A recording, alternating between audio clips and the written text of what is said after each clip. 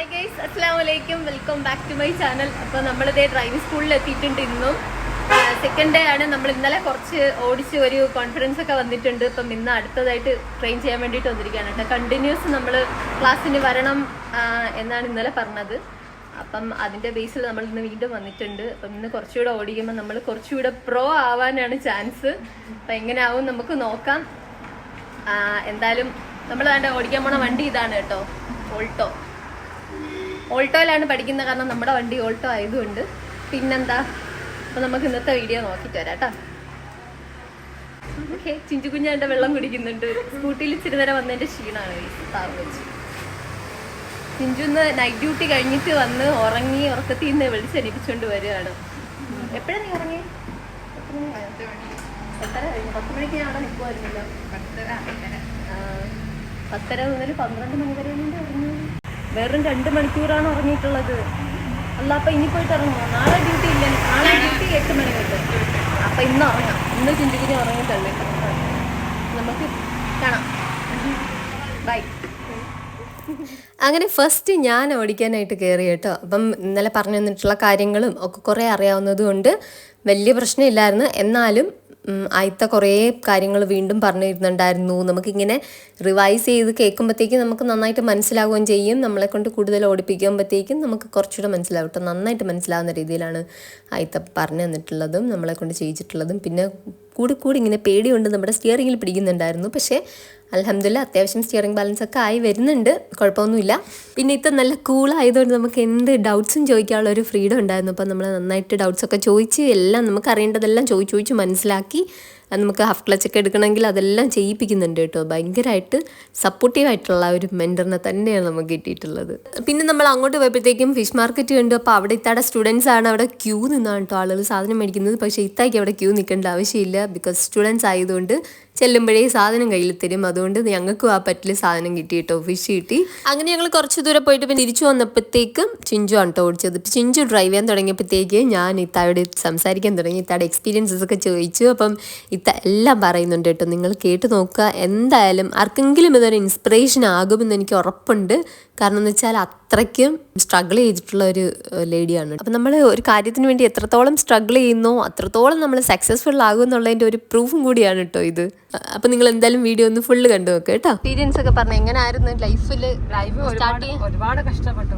Husband മരിച്ച സമയത്ത് ഒരുപാട് ബുദ്ധിമുട്ട് നിന്ന സമയത്ത് കുടുംബശ്രീ വഴി നമുക്ക് ഈ ലോണ് കിട്ടിയത് ഡ്രൈവിംഗ് സ്കൂളിടെ.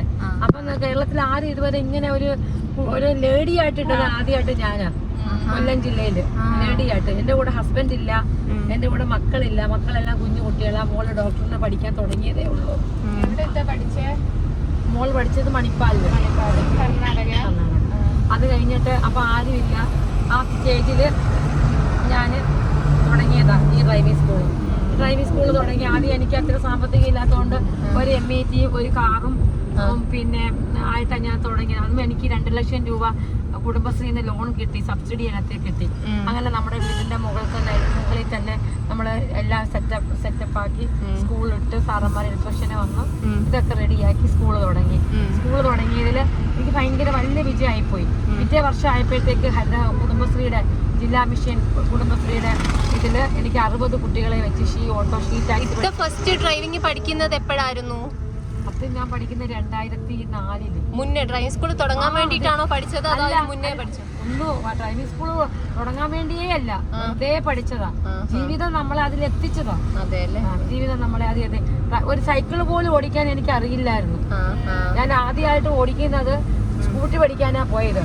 ഇപ്പൊ സൈക്കിൾ നന്നായിട്ട് ഓടിക്കും. പിന്നെ ബുള്ളറ്റ്, ബൈക്ക് ഇതെല്ലാം ഞാൻ പഠിപ്പിക്കുക കുട്ടികളെ. ഇപ്പൊ ആ ലെവല് വരെ എത്താന് പഠിച്ചവന്റെ ഒരു കാരുണ്യം, പിന്നെ നമ്മുടെ ഹാർഡ് വർക്ക്, പിന്നെ കുടുംബശ്രീ എന്നുള്ള ഒരു വലിയൊരു പ്രോജക്റ്റ് നമുക്ക് ലോൺ തരാനും ഈ വണ്ടി എടുക്കാൻ പറ്റിയത്. എത്ര വരെ കിട്ടി ലോൺ?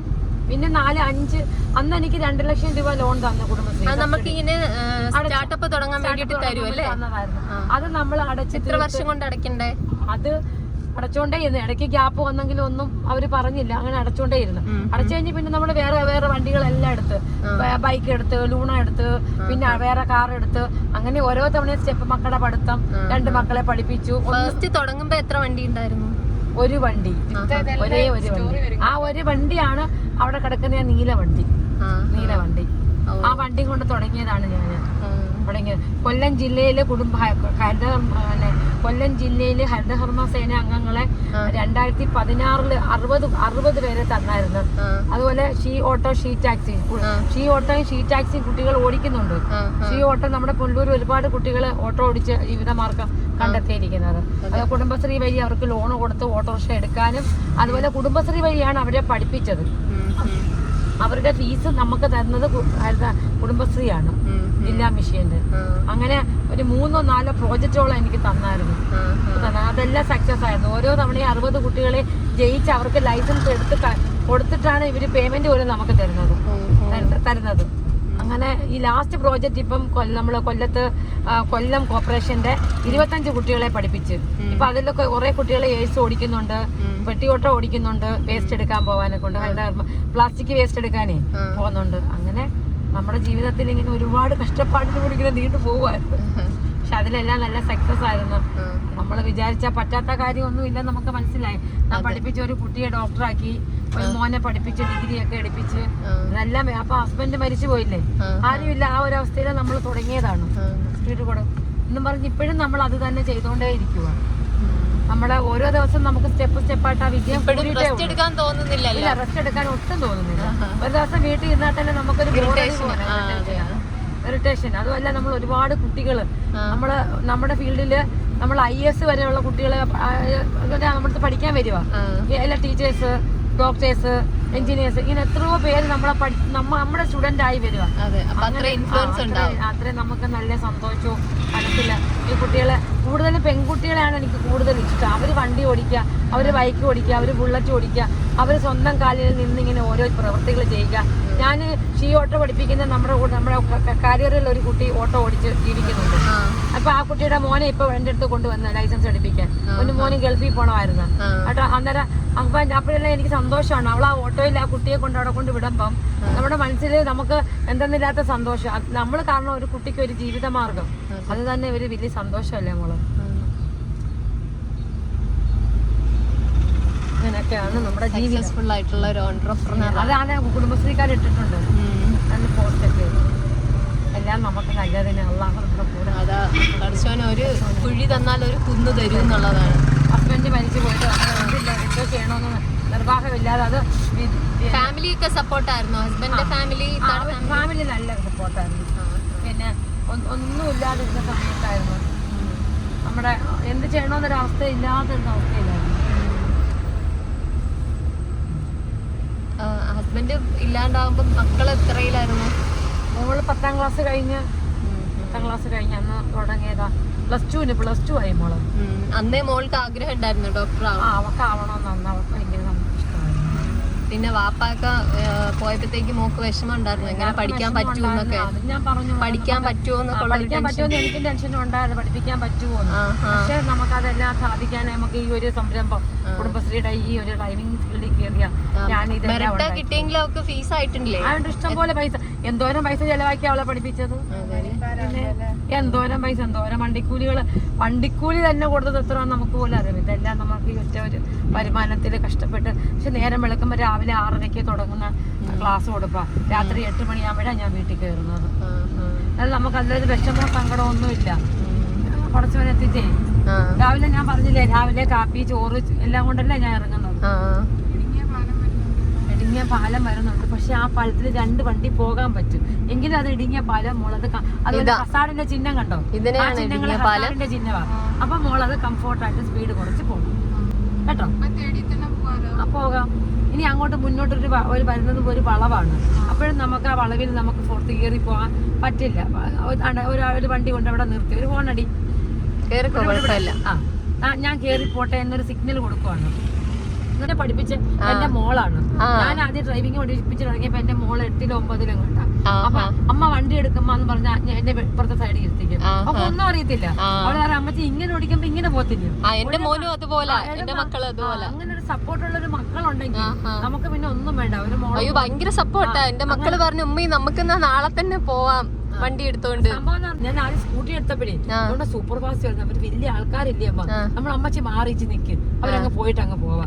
അങ്ങനെയുള്ള ഒരു ടെൻഡൻസിയിൽ നമ്മുടെ കൂടെ ഒരു ആള് സപ്പോർട്ട് ചെയ്യുമ്പോ നമുക്ക് നമ്മൾ എന്തെങ്കിലും മിസ്റ്റേക്ക് ഉണ്ടാണ് ഇന്ന വെള്ളവരക്ക് ഇപ്പുറം അമ്മ പോന്നെ ഇവിടെ നമ്മള് നോക്കുക. അപ്പൊ നിങ്ങൾക്ക് ഒരു പക്ഷെ ഇവിടെ കാണാൻ പറ്റത്തില്ലായിരിക്കും. അവൾ അങ്ങനെ പറയുമ്പോ നിങ്ങൾക്ക് മനസ്സിലാവും. അവിടെ നിന്നാണ് ഫിഷ് മേടിച്ചത് അങ്ങോട്ട് പോയപ്പോ.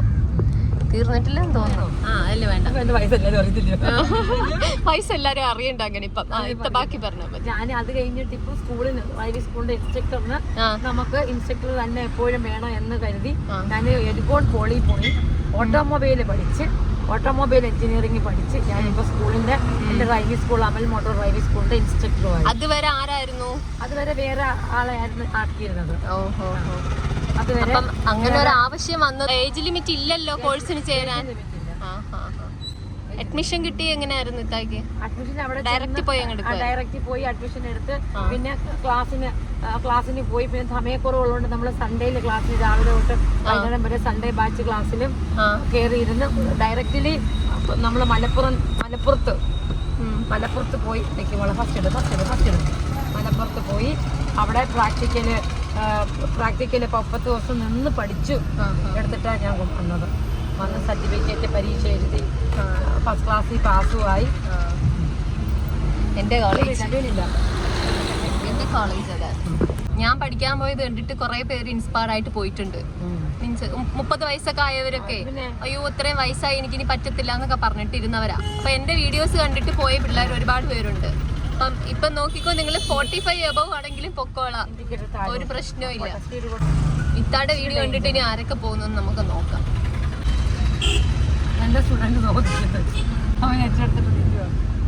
ഇത്താക്ക് എവിടെ ആയാലും സ്റ്റുഡൻസും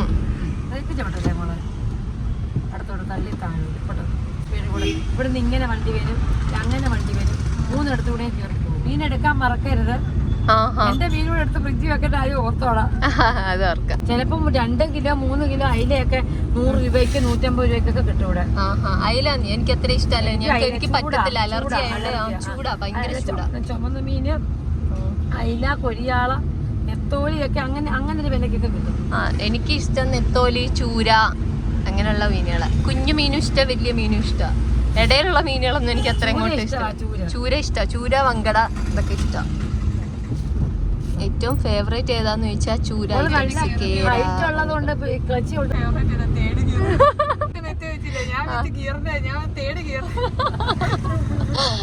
ഫിഷ് ഏതാന്ന് ചോദിച്ചേ.